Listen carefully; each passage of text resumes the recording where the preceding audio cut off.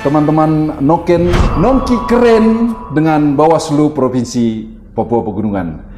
Di sini hadir bersama kami sesepuh Bawaslu Provinsi Papua Pegunungan yang juga sesepuh pendidikan di Wamena, Papua Pegunungan, Bapak Kordif, Bapak yang terhormat saya sebut Bapak Sanggup Abidin. Salam Pak, salam teman-teman dulu dimanapun mereka Terima berada. Kasih. Bersama teman-teman CPNS Bawaslu Provinsi Papua Pegunungan yang nanti bulan Mei 100% teman-teman. Mulai dari divisi SDMO dan Diklat. Hai, saya Cici, salam kenal. Dari divisi Keuangan. Hai, salam kenal, saya Lady. Dari divisi Penanganan Pelanggaran. Halo, saya Yani dari Divisi Penanganan Pelanggaran. Dan dari divisi Pengawasan dan Humas. Halo, saya Umul. Selamat sore. Dan saya sendiri sebagai host pada sore hari ini, Kepala Bagian Pengawasan dan Humas Bawaslu Provinsi Papua Pegunungan. Teman-teman Noken dimanapun teman-teman berada, kali ini kita akan ngobrol santai tentang SDM Bawaslu Provinsi Papua Pegunungan. Selesai Latsar, teman-teman CPNS ini siap nggak sih untuk menyambut kegiatan-kegiatan kesibukan pengawasan di Bawaslu Provinsi Papua Pegunungan? Di sini hadir Pak Sanggup, Pak Kordif. Bagaimana Bapak melihat? Karena di dalam pengawasan itu ada yaitu kompetensi, Pak. Kemudian ada integritas dan ada sensitivitas etika. Terima kasih, saya ucapkan selamat dulu kepada semua pegawai yang sudah mengikuti Latsar dengan baik, Pak ya. Betul. Dan sudah selesai selama 3 bulan ya.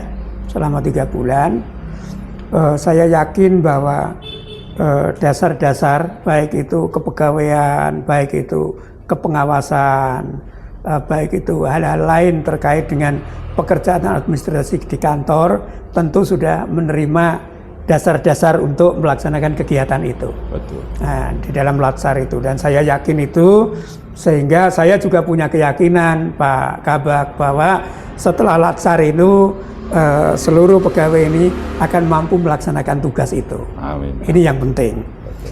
Tadi disampaikan bahwa di dalam pengawasan itu SDM itu sebagai pilar utama, Pak Kabak ya. Betul. Sebagai pilar utama di dalam pengawasan, karena sebaik apapun Bawaslu, kalau tidak didukung dengan SDM yang baik pula, maka kemungkinannya juga tidak menjadi baik. Nah, karena oleh sebab itu SDM ini peran sentral, ya, peran sentral di Bawaslu, sehingga SDM di Bawaslu itu harus selalu meningkatkan kapasitasnya, meningkatkan integritasnya. Nah, tadi Pak Kabak sudah menyampaikan bahwa setidak-tidaknya memang ada 3 hal untuk insan pengawas pemilu kita ini. Yang pertama terkait dengan kompetensi, yang kedua integritas, kemudian yang ketiga adalah sensitivitas terhadap etika. Nah, ini benar, sehingga antara 3 itu tidak boleh terpisah-pisah.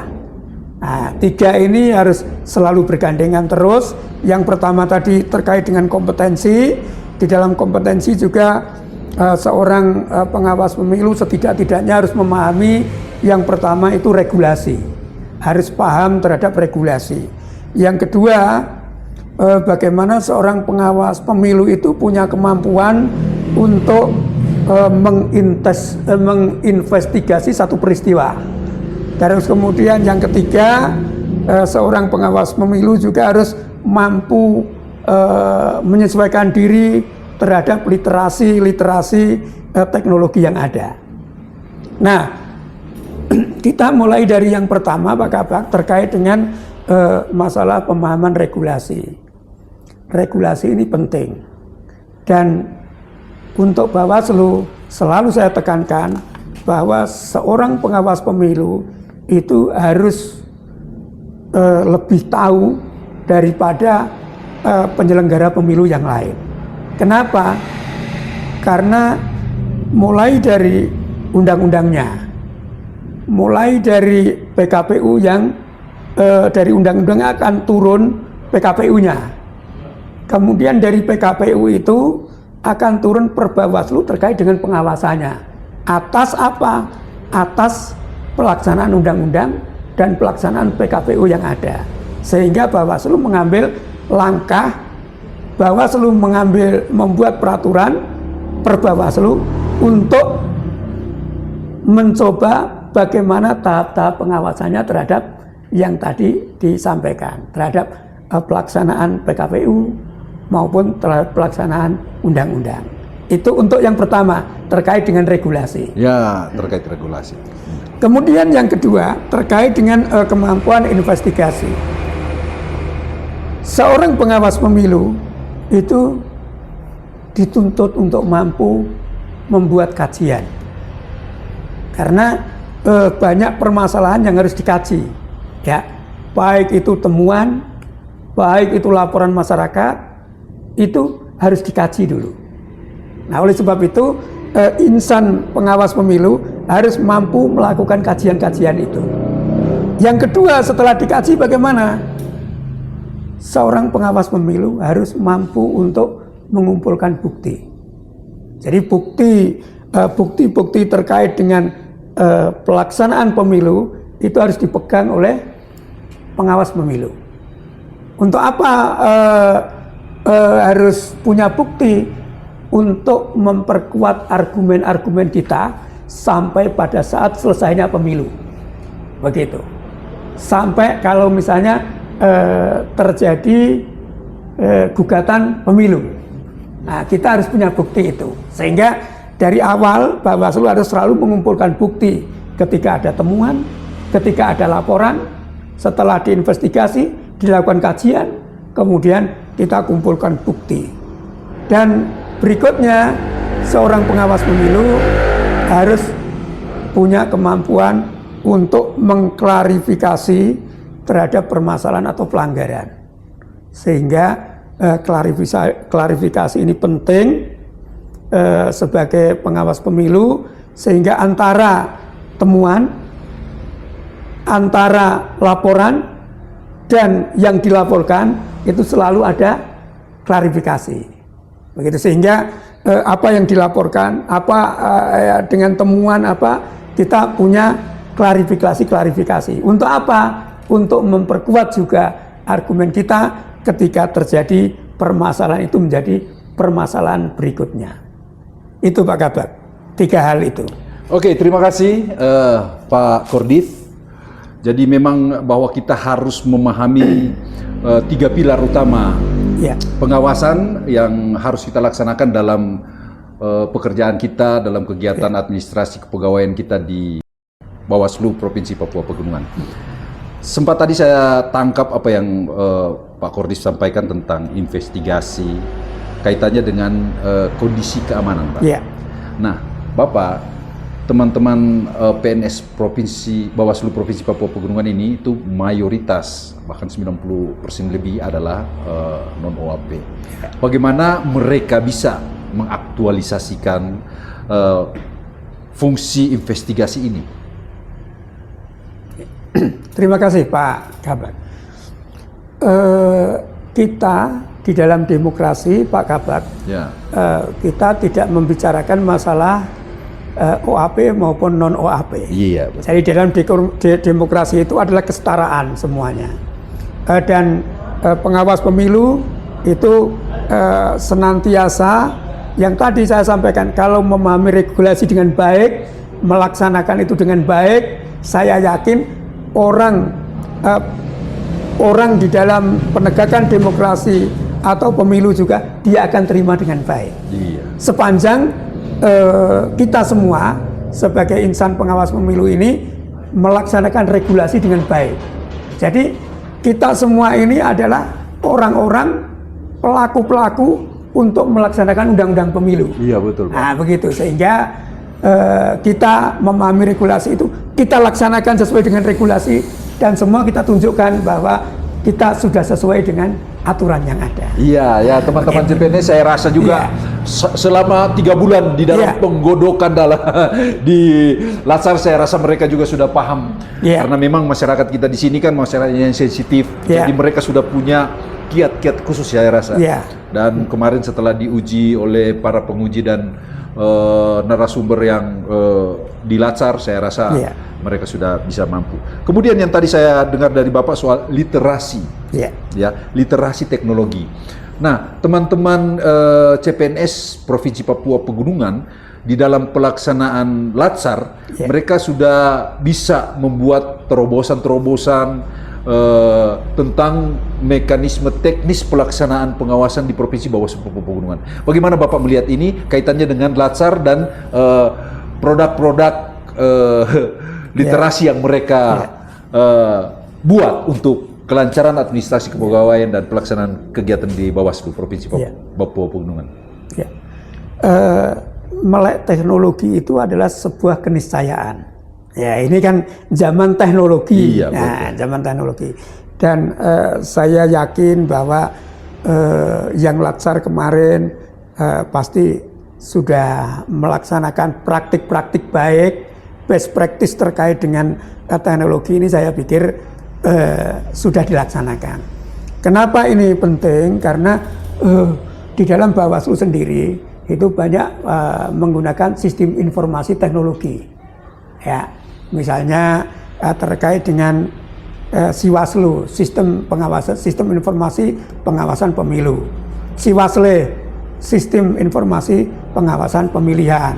SIPS, sistem informasi penyelesaian sengketa.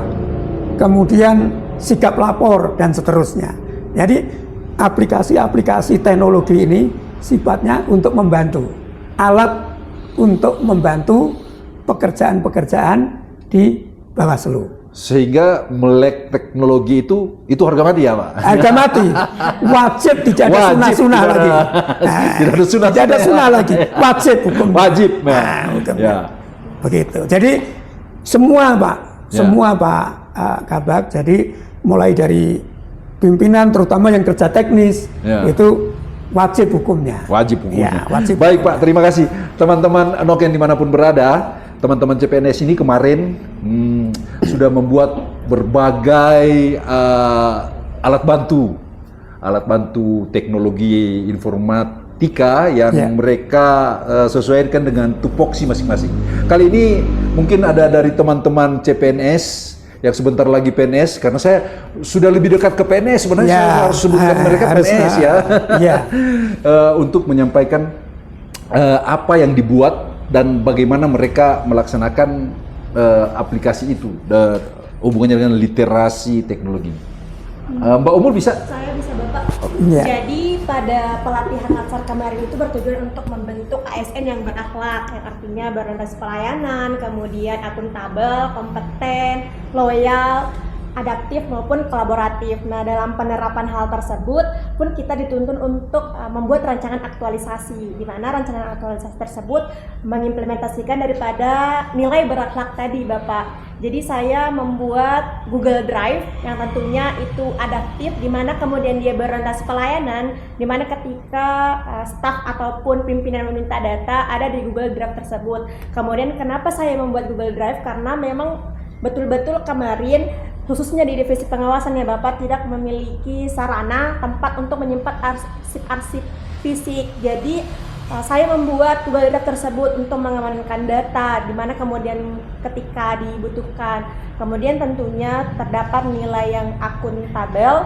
di mana kemudian terdapat nilai tanggung jawab tersebut di mana ketika kami menyimpan data. Kemudian tadi pada poin yang Bapak sebutkan bahwasanya kita harus melek teknologi informasi. Itu tentunya ada nilai adaptif Bapak, dengan kemudian saya membuat Google Drive tersebut untuk menyimpan data. Jadi dalam pelaksanaan latar tersebut kita habituasi membuat rancangan tersebut. Bagaimana kemudian saya juga berkonsultasi dengan Bapak selaku mentor saya. Jadi kita saya khususnya membuat rancangan tersebut, diaktualisasikan terkait penyimpanan arsip dengan digitalisasi arsip pengawasan khususnya di Bawaslu Provinsi Papua Pegunungan, Bapak. Luar biasa ya Pak, luar biasa ya. Bagaimana Bapak melihat yang seperti ini Pak? Sangat bagus. Ini bisa dikembangkan di divisi yang lain. Kalau tadi divisi Pengawasan dan humas, tentu divisi-divisi yang lain juga kita berharap untuk juga membuat seperti itu. Maknanya apa? Maknanya bahwa ruang digital itu punya keunggulan-keunggulan daripada yang manual biasa kita bikin.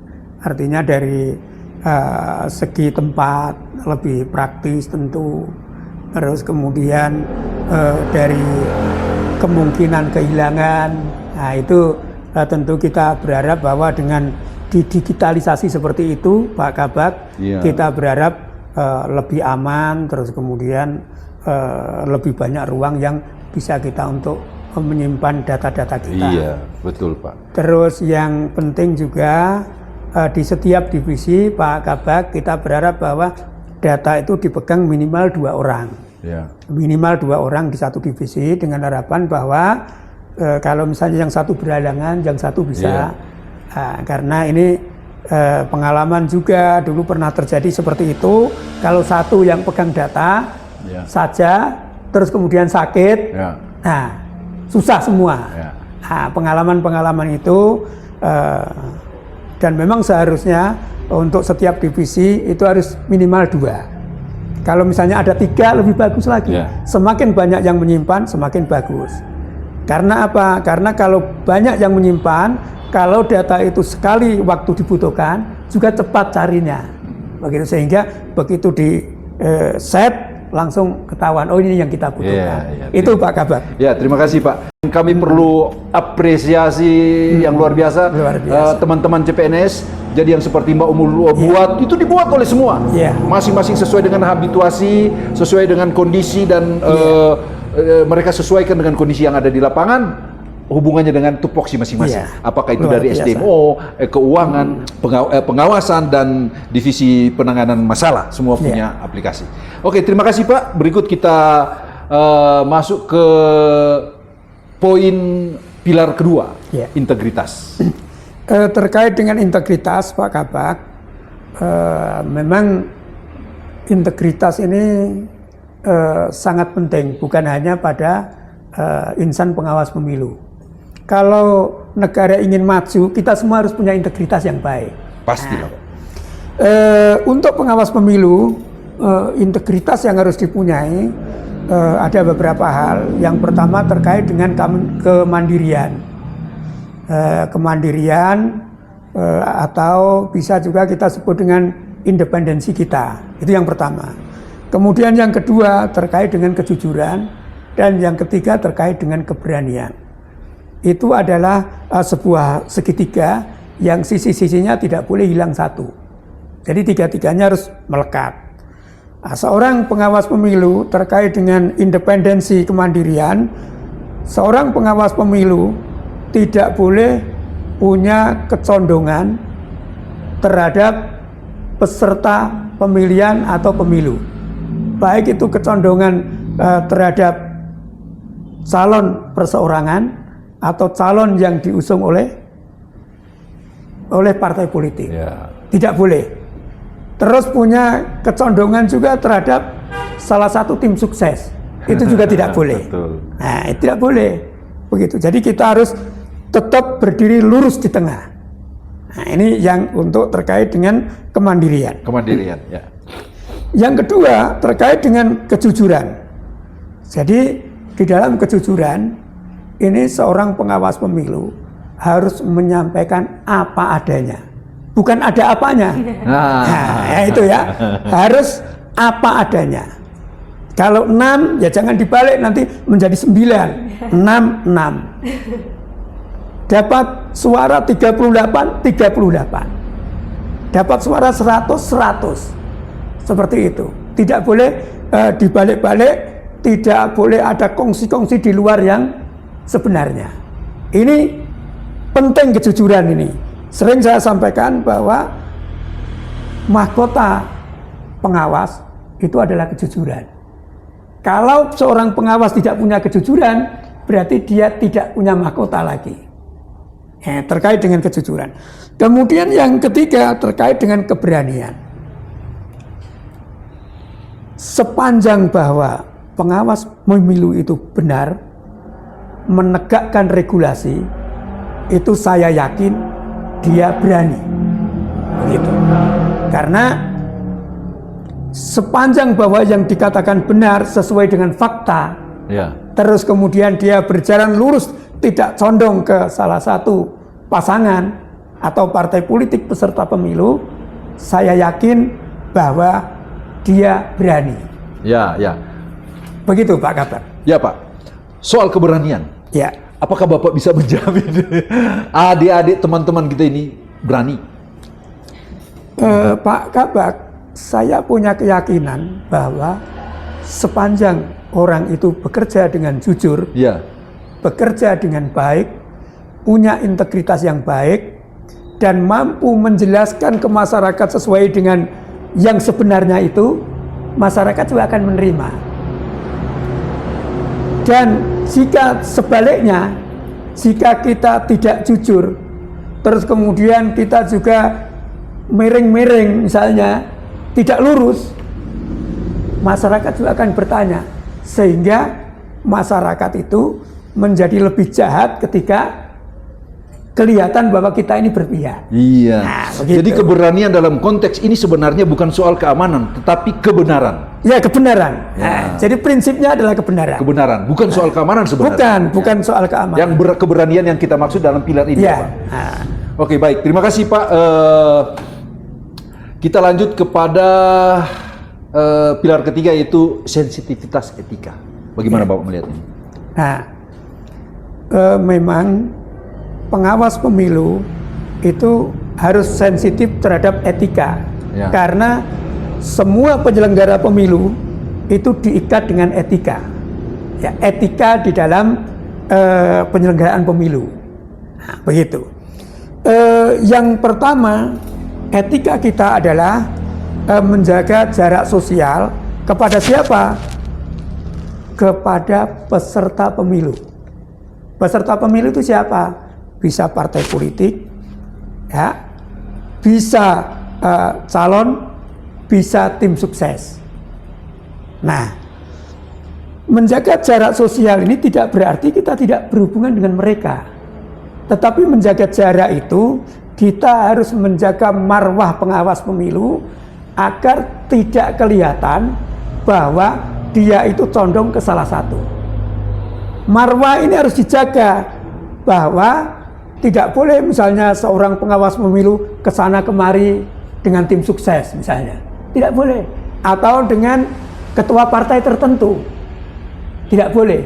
Atau dengan calon tertentu. Tidak boleh.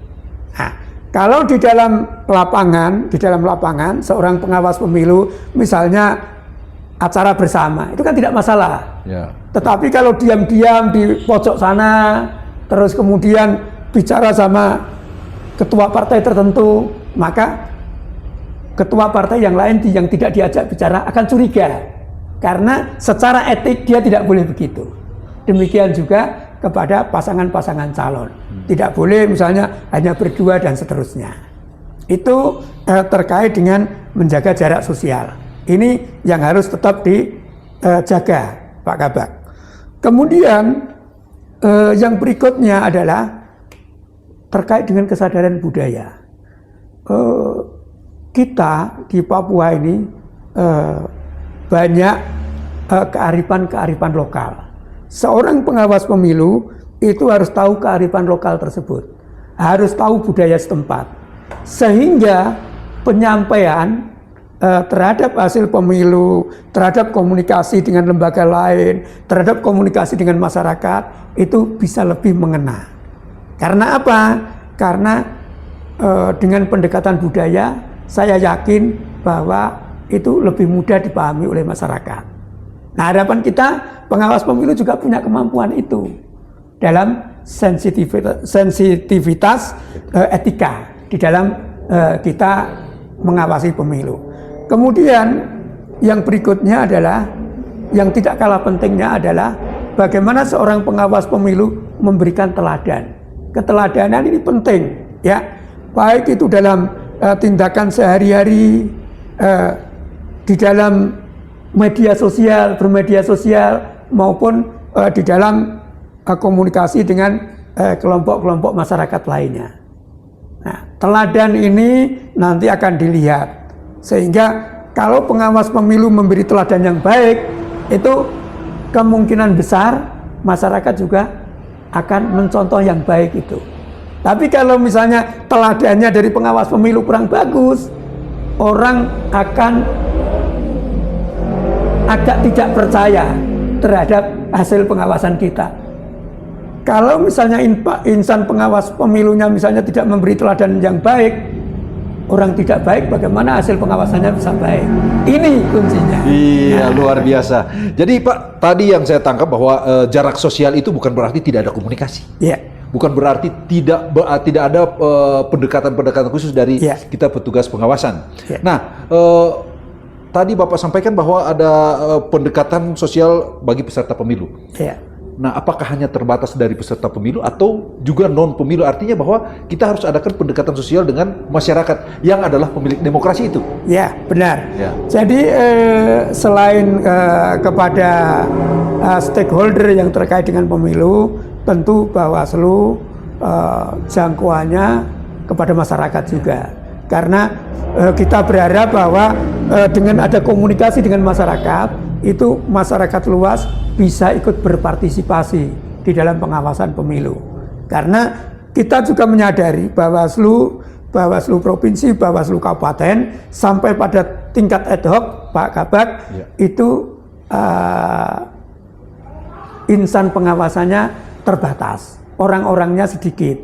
Sehingga Bawaslu perlu menggandeng partisipasi masyarakat.